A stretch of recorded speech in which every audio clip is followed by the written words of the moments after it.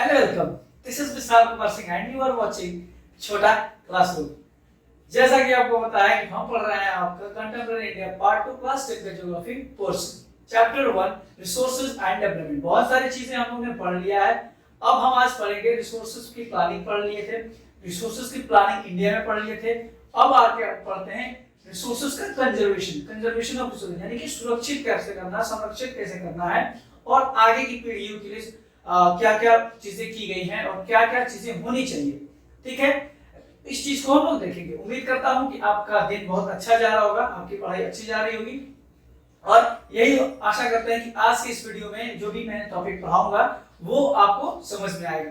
ठीक है, और आपके लव एंड सपोर्ट के लिए बहुत बहुत धन्यवाद। और टॉपिक पे वापस आते हैं, चैप्टर स्टार्ट करते हैं। इसका टॉपिक जो है आपका कंजर्वेशन ऑफ रिसोर्सेज, यानी कि संसाधनों का संरक्षण। ठीक है, कंजर्वेशन ऑफ रिसोर्सेज दिया है आपका।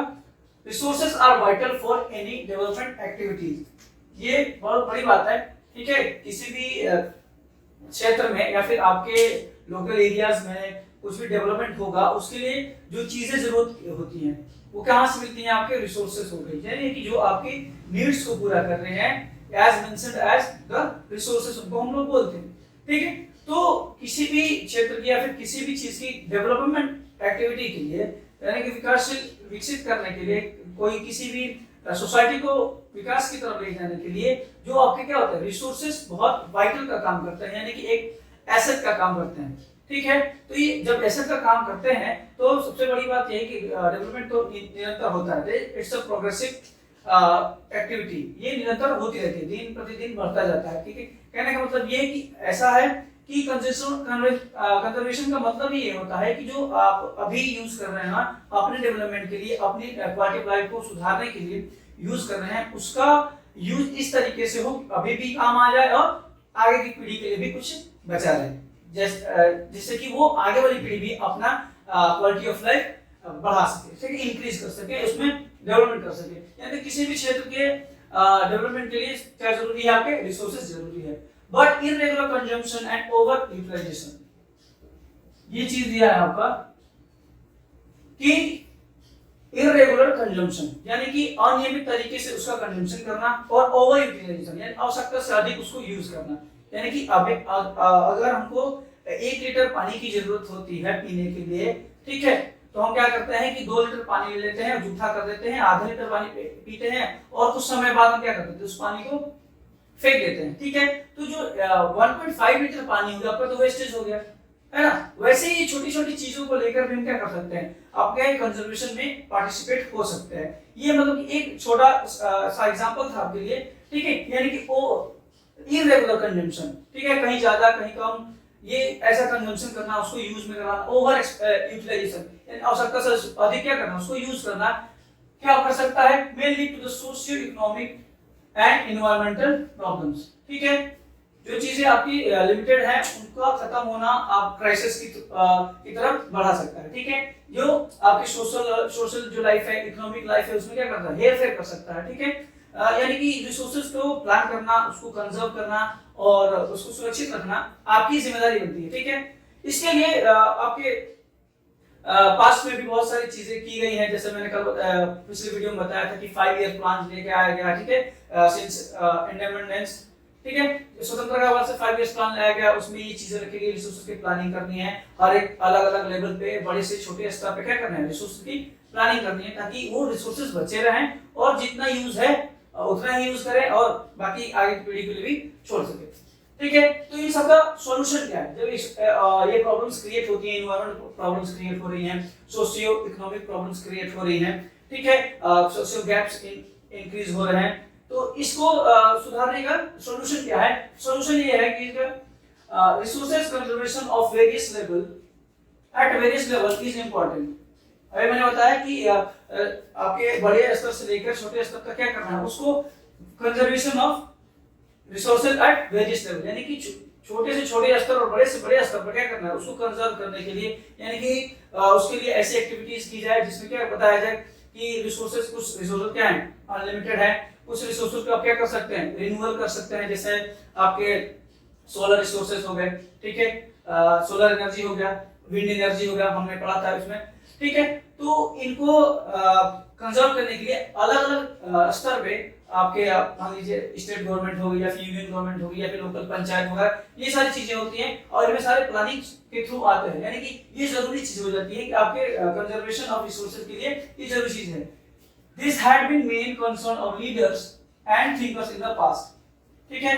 पास्ट में भी ये कुछ चीजें इनके लिए की गई, कुछ लोगों ने, बड़े बड़े महापुरुषों ने इस रिसोर्सेज को बचाए रखने के लिए बहुत सारी बातें की है। जैसे आपको मान लीजिए जवाहरलाल नेहरू ने कहा है कि जो आपके डैम्स होते हैं, डैम समझते हैं आप लोग, जो बैरियर बना होता है आपके मल्टीपर्पज रिवर प्रोजेक्ट्स के पास में जो डैम्स बने होते हैं, वो क्या है, उनको मॉडर्न इंडिया का क्या बताया गया है, जवाहरलाल नेहरू जी के द्वारा मंदिर कहा गया, यानी the temples of the modern India are dams. वैसे ही आपके जो लीडर्स हैं, पुराने लीडर्स जो रह चुके हैं, उन्होंने भी इस बात को समझा है कि रिसोर्सेज की जरूरी आगे वाली पीढ़ी को भी आएगी, इसलिए उन्होंने एक बात कही थी, जिसमें एक उदाहरण आपको दिया है बुक में, Gandhi ji voice about resource conservation of resources के बारे में उन्होंने एक बात कहा है कि this is enough for everybody's need. देखिए फिर वही बात आएगी, नीड और ग्रीड की, नॉट फॉर एनीबॉडीज ग्रीड। ये आपके जो रिसोर्सेज हैं वो सबके लिए जरूरी हैं और सबके लिए आवश्यकता से, मतलब जितनी आवश्यकता है उतनी रिसोर्सेज हैं, लेकिन किसी के लालच के लिए नहीं है। लालच मींस जो ये होता है कि आपको जितनी जरूरत है उससे अधिक आप डिमांड करते हो, भले ही आपके पास उसका यूज है वो या ना हो, ठीक है। तो इसके लिए आप क्या करते हैं, उनको एग्जॉस्ट करते हैं, उनको यूटिलाइज करते हैं। जो कुछ इंडिविजुअल और सेल्फिश लोग होते हैं वो क्या करते हैं, तो उनके लिए उन्होंने कहा है कि this is there is enough for everybody's need, यानी सबकी जरूरत के लिए तो इनफ है, पर्याप्त है, नॉट फॉर एनीबॉडीज ग्रीड, और किसी के लालच के लिए बिल्कुल भी नहीं है, ठीक है। कहने का मतलब ये कि जितना जरूरत है उतना ही कंजर्व करिए रिसोर्सेज को। ये pointed out the cause of resource depletion, यानी कि रिसोर्सेज का डिप्लीशन जो ह्रास दर है, निरंतर क्या होते जा रहे हैं, कम होते जा रहे हैं, उनका कारण उन्होंने ये बताया है कि the greedy and selfish individuals. Greedy means लालची और सेल्फिश मतलब कि स्वार्थी, यानी बात एक ही हुई, यानी कि हमको जितनी जरूरत है उससे ज्यादा हम कंजर्व कर रहे हैं, ठीक है। तो ये सारी चीजें किसका, ये प्रॉब्लम्स को क्रिएट करती हैं, रिसोर्स डिप्लीशन, यानी कि रिसोर्स की कमी को निरंतर बढ़ाती जाती हैं, जिसको जितना यूज है उससे अधिक क्या करता है, एग्जॉस्ट करता है, कंजर्व करता है, यूटिलाइज करता है, ठीक है। Exploitation of nature of modern technology, यानी कि मॉडर्न टेक्नोलॉजी के नाम पर आप क्या करते हो, रिसोर्सेज का एक्सप्लॉइट करते हो, यानी कि आवश्यकता से अधिक यूज करते हो, ठीक है, जितनी जरूरत है नहीं, है ना। तो ये सारी चीजें इन्होंने, गांधी जी ने बताया था कि रिसोर्सेज सबकी जरूरत के लिए तो है, पर्याप्त है, लेकिन किसी के लालच के लिए बिल्कुल भी नहीं है, ठीक है। अब ये आपका इतना सा था पोर्शन में समाप्त हुआ। अब आपके जो है लैंड रिसोर्सेज यहाँ पे दिया है, ठीक है। रिसोर्सेज के टाइप पढ़ रहे हैं और उसमें हम पहला रिसोर्स अब चल रहे हैं लैंड रिसोर्सेज। लैंड मतलब भूमि, है ना, जो भी आपकी मैदानी क्षेत्र है, भूमि है, उसको लैंड रिसोर्सेज बोलते हैं, ठीक है। पढ़ते हैं, land resources is a natural resources of utmost importance, ठीक है।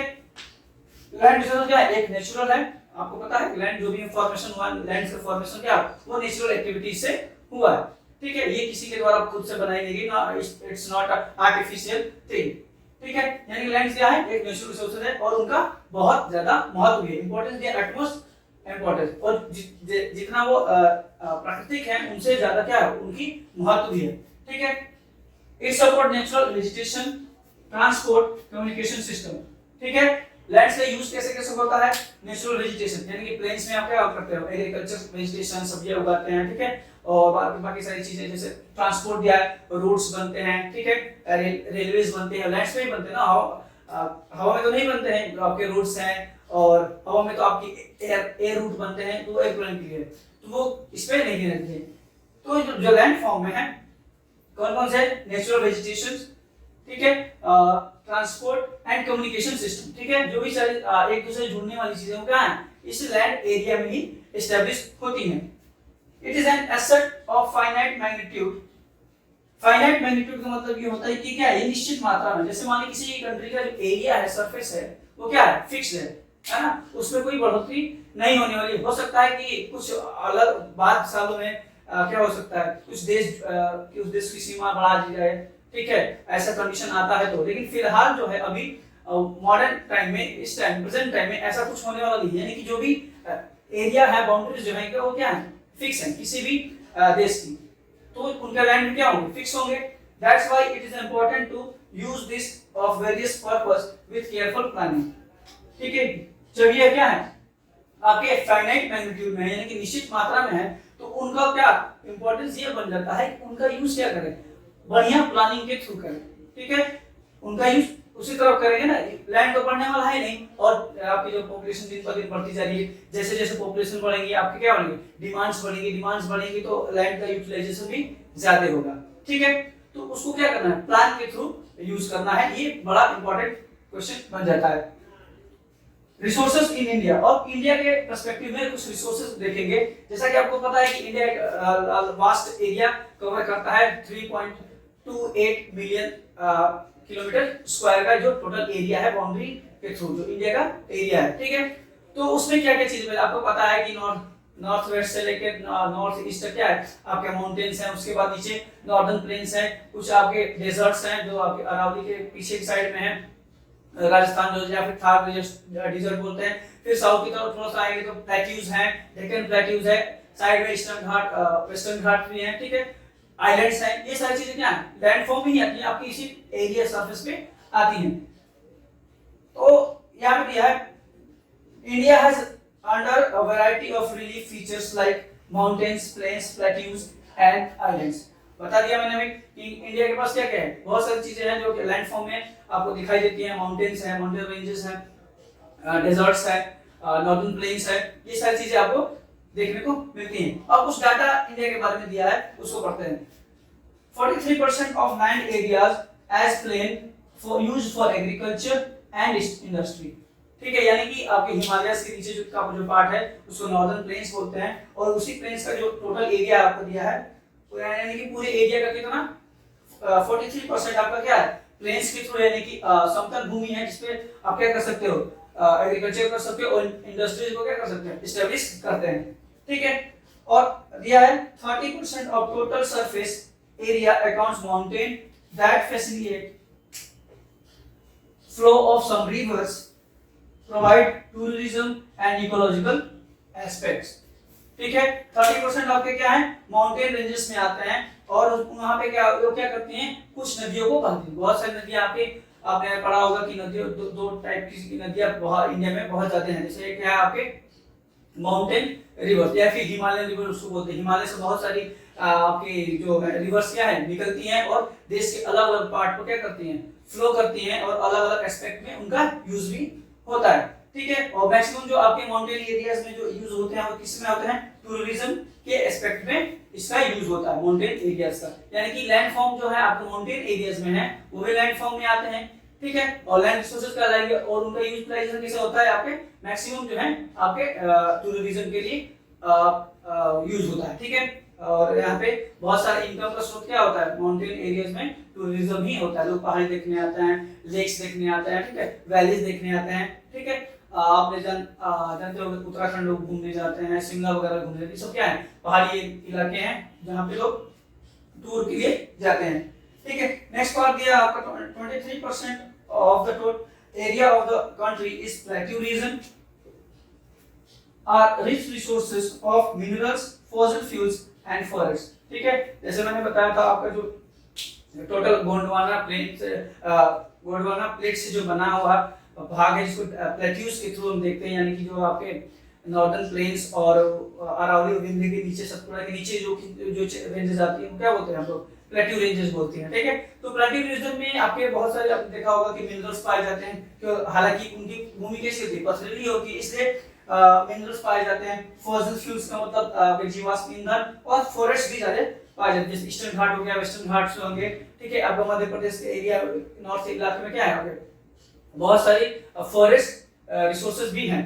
यानी कि ये जो लैंड फॉर्म है अलग अलग पर्सपेक्टिव्स में है, उनका फॉर्म अलग अलग है और उनके अलग अलग रिसोर्सेज क्या होते हैं हमको देखने को मिलते हैं।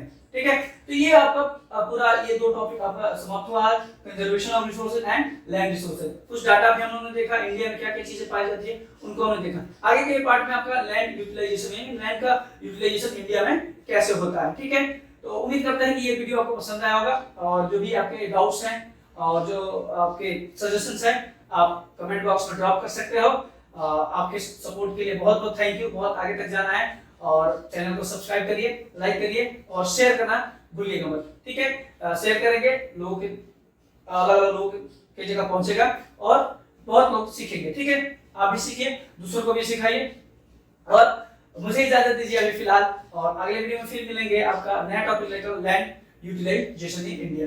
तब तक के लिए धन्यवाद। जय हिंद, जय भारत।